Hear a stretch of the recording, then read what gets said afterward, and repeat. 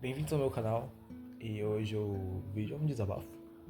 Não tem nenhum roteiro, eu só quero contar a minha experiência de como foi usar o Fedora Keynote por mais ou menos umas 3 semanas.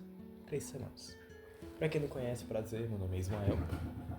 Você está no canal Computação e Linux, em que eu vou abordar diversos temas sobre computação, mundo Linux, programação e etc. Enfim, tudo sobre o assunto. E galera, há mais ou menos, vou botar aqui um mês e meio, eu comecei a usar o Fedora. Antes eu usava Debian puro, eu usava o Debian 12 com o KDE e por motivos diversos eu decidi que eu queria testar o sistema operacional aí da Red Hat, né, o Fedora. Então eu instalei o Fedora no meu PC usando a Spin KDE. Só que eu tive alguns problemas usando a Spin KDE e eu pensei, talvez seja porque o Fedora Workstation esteja melhor acostumado com o GNOME, né? Só que eu nunca gostei muito do GNOME. Eu já tentei usar o GNOME no Debian 12, que foi a primeira distro que eu usei, e eu não me acostumei com o workflow, eu achava tudo muito estático e muito, enfim, estranho, eu não gostei. Enquanto quando eu usei o KDE eu senti uma experiência mais fluida, mais customizável, que eu conseguia mudar tudo a hora que eu quisesse, da maneira que eu quisesse, dependendo de como minha mente se acostumaria a usar um desktop. Pensando nisso, eu pensei que eu poderia ser uma boa ideia usar o Fedora Keynote, né? Que é o que está nesse sistema agora. Que ele já vem com o KDE atualizado, o KDE 6. Como vocês podem ver aqui nas configurações do sistema. Vim aqui no sobre, né? Cadê o sobre? Data e hora. Sobre o sistema aqui. Eu uso o Fedora Linux 40, né? Keynote. Mostra aqui KDE Plasma 6.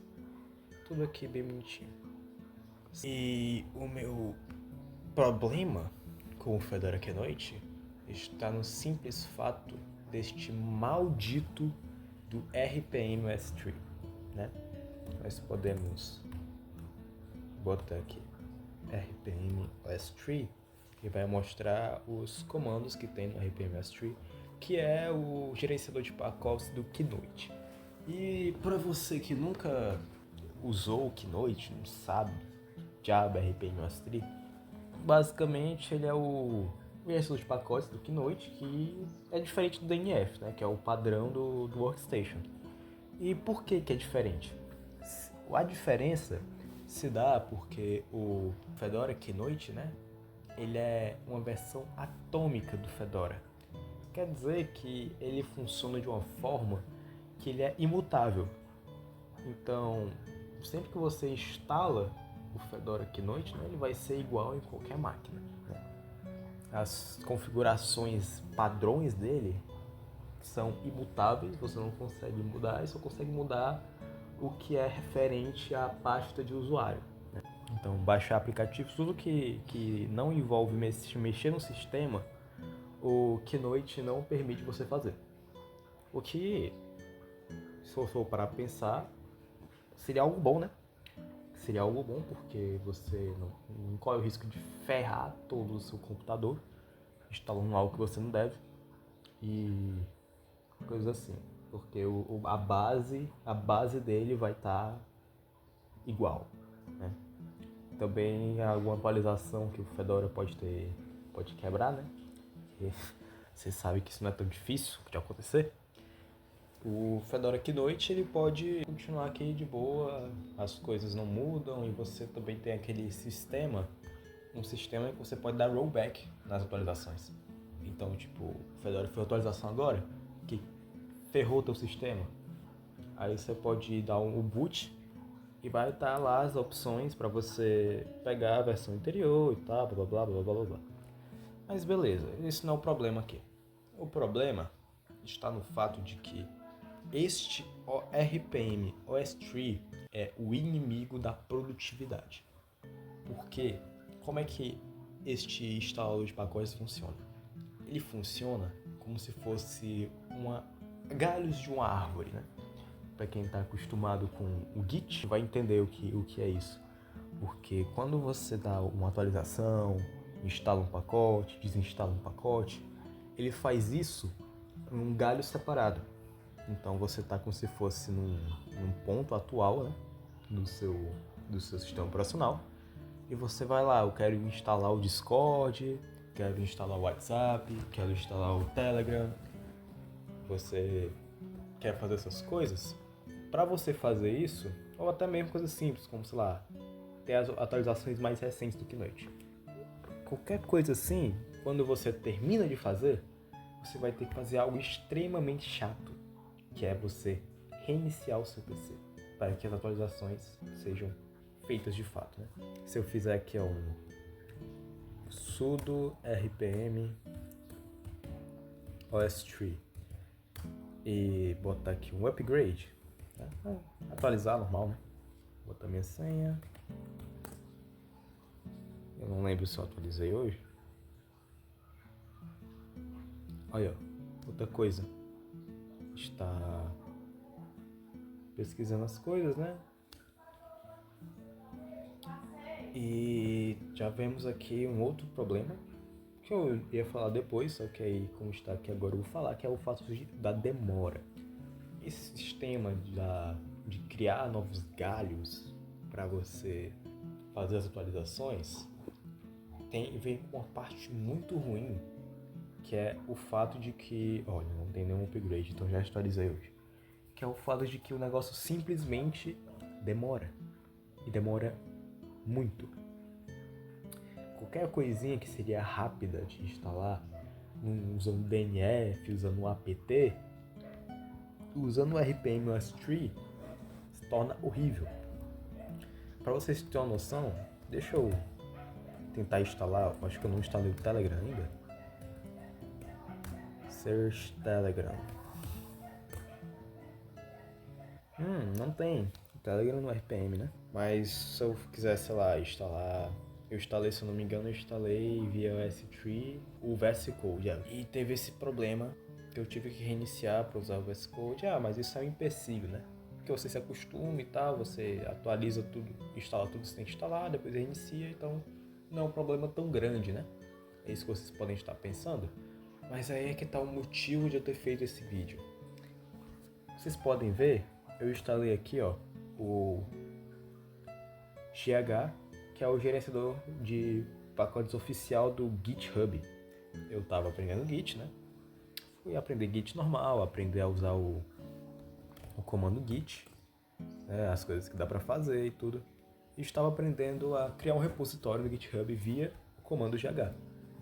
Só que para você fazer isso, você precisa ter, obviamente, o GH instalado. Eu não sabia que eu não tinha. Então eu fiz RPM, OS3, search, GH. E aqui ele achou o GH, né? Cadê aqui mais em cima? Tá aqui o próprio GH. O GH do GitHub. E eu tive que instalar o GH. Detalhe, eu estava no meio do commit. Só que na hora de criar o repositório, né? Que eu tive que instalar o GH, eu fui reiniciar o PC. Porque eu precisava reiniciar, porque senão eu não teria acesso ao comando GH.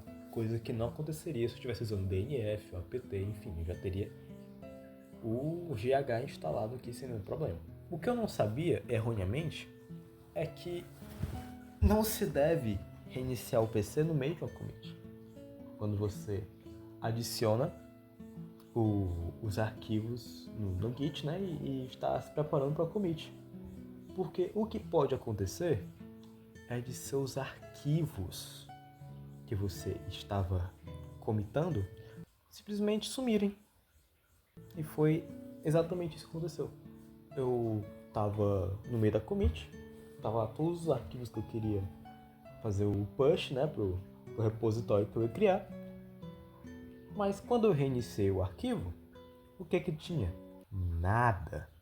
Exatamente, meus amigos. Tava vazio. Ou seja, eu perdi todo o meu trabalho. Porque eu tive que reiniciar o PC, porque senão não conseguiria usar o GH. Porque o Fedora Kinoite tem essa desgraça de problema, não é? Então, meus amigos, fica aqui o meu recado. Se vocês estão pensando em baixar o Fedora Kinoite, tenham em mente deste empecilho horrível que é o RPM-Ostree, que é o pior gerenciador de pacotes que eu já usei. Tá bom, eu só usei 3 contando com esse, mas de longe, entre o apt, entre o DNF e o RPM-Ostree, RPM-Ostree é o pior gerenciador de pacotes. Por causa dessa feature, né, que deveria ajudar, mas até o momento só me atrapalhou.